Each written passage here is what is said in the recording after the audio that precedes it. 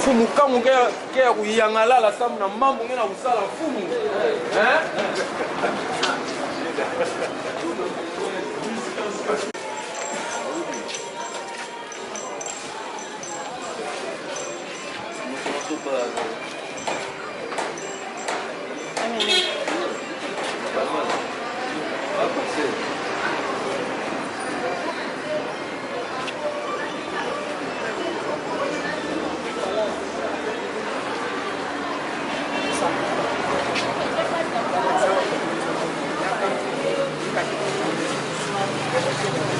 Kelomba nange ke babe tofumu wana na beto bana na ebandeli tina nsuka kumiza tambika pena maboko yange kiselo yange toma mundele zambi gorila yani na mekonda yani samu na kisamu yani metambu ya Yesu Kristo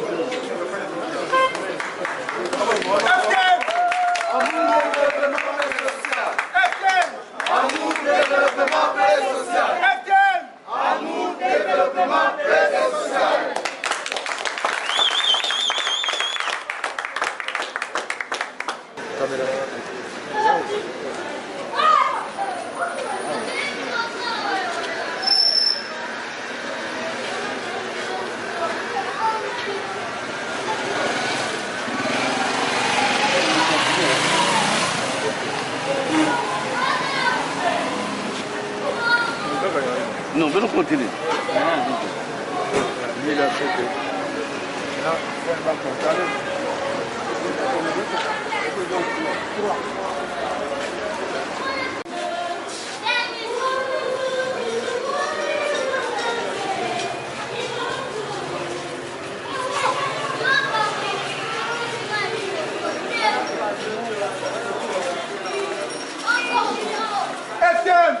Amour, développement, paix sociale.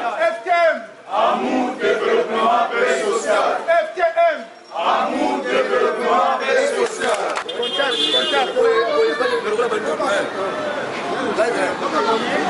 Là, il y a caméra boy.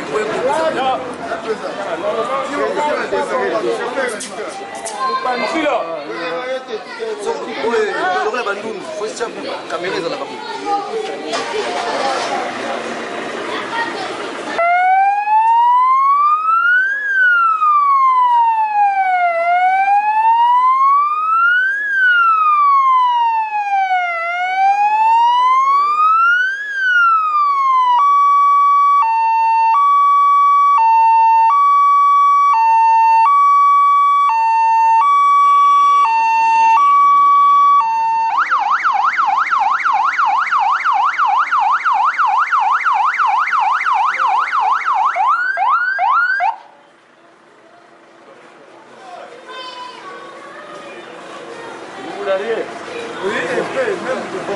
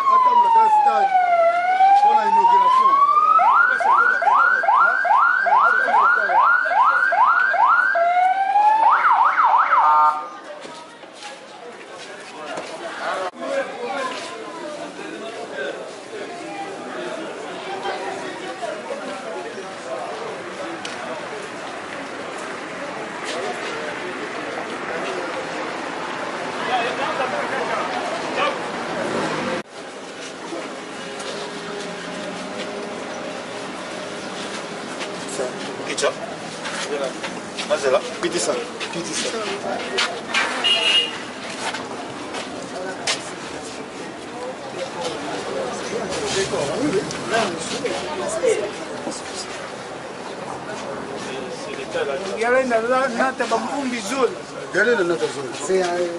C'est un dessert.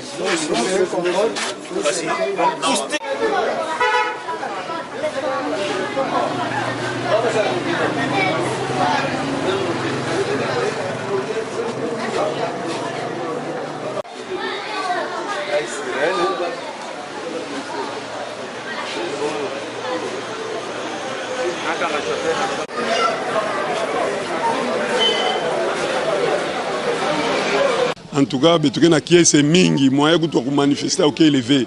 Etumeza ba papa Thomas Mundele anike mutu mosi faso tata Nzambi bokidila David Natama l'homme selon mon cœur.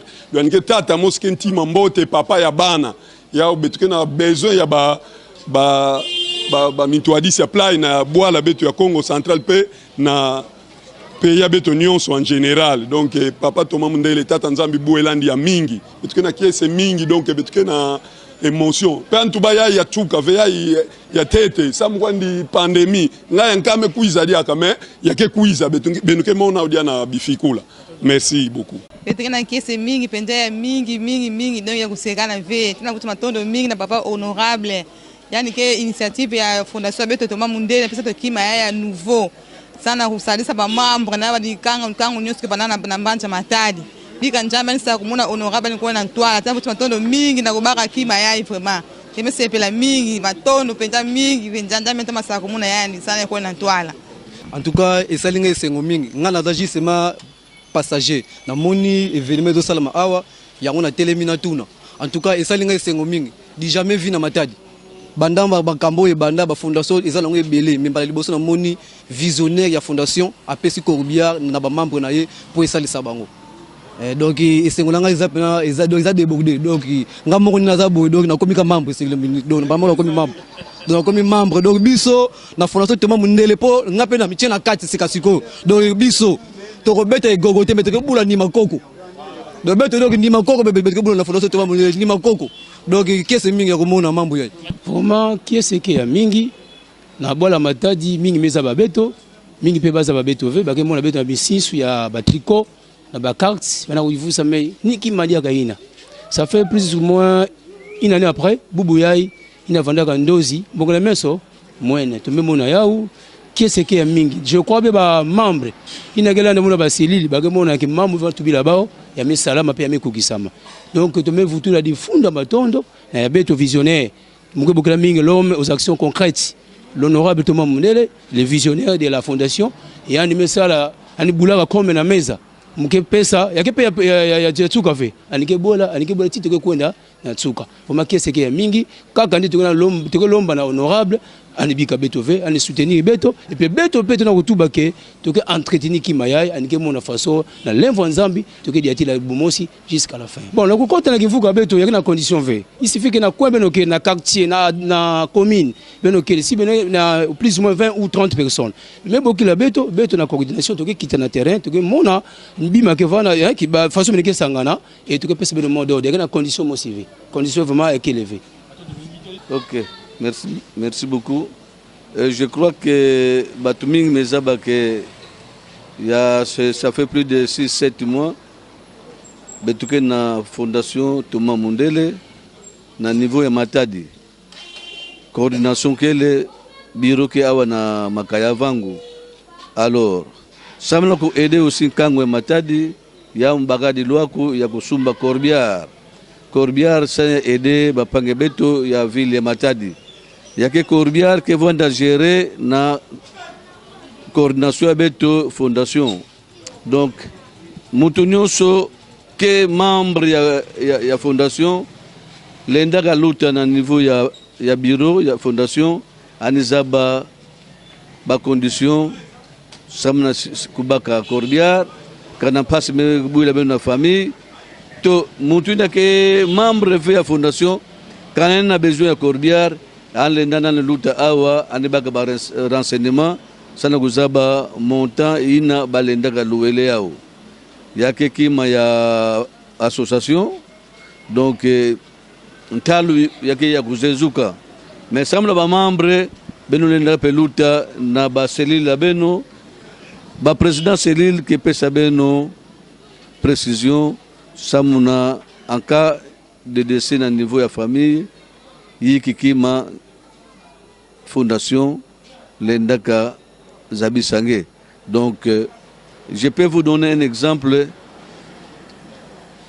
Basalaga réunion bandana coordination tina baseli non basalaga réunion en cas par exemple il y a décès il y a membre betuke pesa cordiar ke kuna bikange na inzwange ya ngekuna vunda ti fumunzambe ke futuki sadiaga na monde ai de betuke pesa aussi cercueil betuke pesa cercueil na membre yina qui en règle de cotisation betuke sumlan cercueil betuke sumlan pe divunga parce que kuna pe madidi ke vondaga mbazi betuno ko inogere bubiai mbazi pange betu bikaka betu mbazi betu nabikande place lige kuna vunda.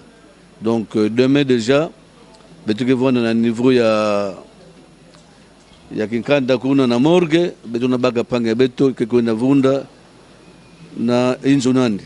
Donc je crois que c'est ça les petits mots. Mais batukele que je voulais, mais comment se fait-il que bena bana d'abord comme on s'appelle corbiar mais officiellement dingu babima TV na balabala. Bon il s'est fait que beto zonaka bima na mois de mars avril mais malheureusement benezaba pourquoi beto na kufana ba inzo bisalu kena monika diaga parce que président de la République Zabisaka Beto Kikutani na maladi kele même si que en plein il avait bazuna Zabisa Beto ba vunu na Beto mais maladi kele. Donc moyen kubima officiellement vendre diaga mais si par exemple état d'urgence même je crois que un mois il y a c'est trop Beto kibima na balabala batuno tuzaba Beto. Alors c'est comme nous mais ça ben membre coronavirus nous on a profité. Muna zabisa beno ke maladi na kele. Betu futi vuata bima yai. Meme yana sabana dia ve muntu ina nani kina tubavana me betu futi vuata yau parce que munu mezaba batume bela yau bankaka me sukina na lufwa. Alors betu landa mensiku nyuso président de la République me pesa betu.